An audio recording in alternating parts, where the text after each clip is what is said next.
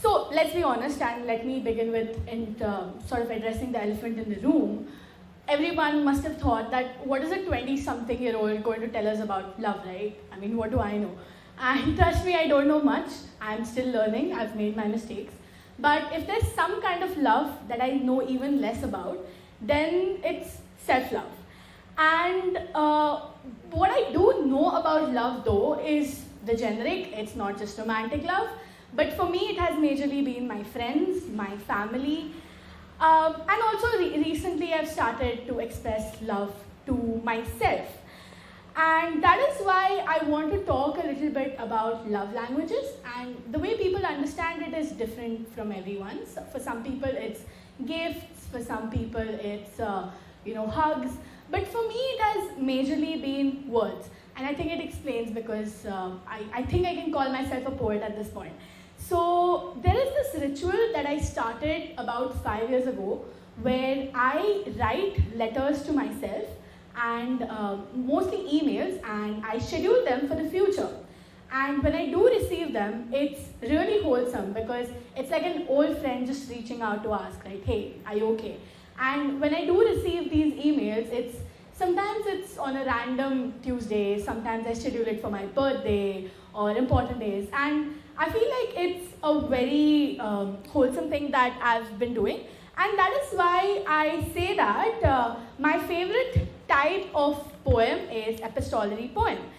Epistolary poems are basically poems written in the form of letters.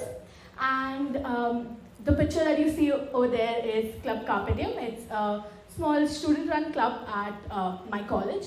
And today I actually want to take this opportunity to share an epistolary poem that I wrote.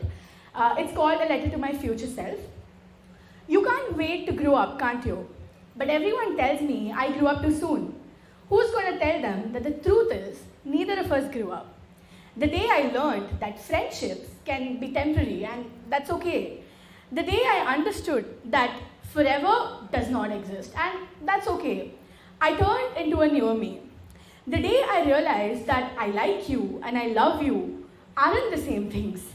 That there will be many people to like, but on days that I feel just a little less like myself, I will miss the feeling of love.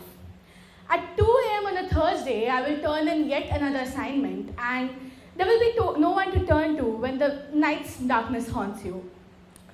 You will learn that yaar kaisi hai and hope you're doing well don't mean the same things. Friendships will end before a fight starts and you will learn that blue ticks are enough to break hearts. You will stop writing lyrics behind your history textbook, but you will not forget the song. And even though you'll think that your old playlist was so cringe, you will still sing along when it plays. And those poems you wrote when you were 12 or 13 will just be lying in your desk drawer. You won't dare to read them again, just the way I won't dare to meet you. So that was the poem.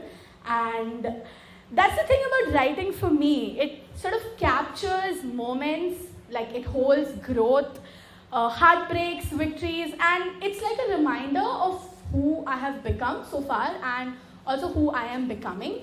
And that is why I want to say that self-love isn't just about treating yourself to coffee or buying something nice. Sometimes it's just sitting with yourself, and that's the most difficult thing, I believe, to just listen to your own thoughts. And that's why I like to write to myself, to remind myself that my thoughts, my feelings, my story, it does matter. And that's why today I want to invite you all to do the same. So before this session started, I distributed postcards to some of you and I asked you to write a short letter to yourself. And I believe a lot of you have done it. Sorry, the postcards are over, but I do have more papers with me. So if anybody would like to take part in that small activity, I will be posting these, so write your address on it, and hopefully you will be getting it in a month or two if the postal service cooperates. And it will be a nice sort of a reminder of this day to your future self. So that is why I want to say that if you want to take one thing away from today, from my session, is to write more, and it's to write to yourself. So it doesn't have to be fancy, it doesn't have to be anything deep. You just need to write 1 or 2 lines that your future self might want to hear, and you can just keep it somewhere safe, open it when you think you need a reminder, or when life feels a little too much. And yeah, that's about it. I hope that if today I could inspire you to just write one thing, just to yourself, nobody else, to your future self, then I think that will serve the purpose. So yeah, that was my time. Thank you. In time.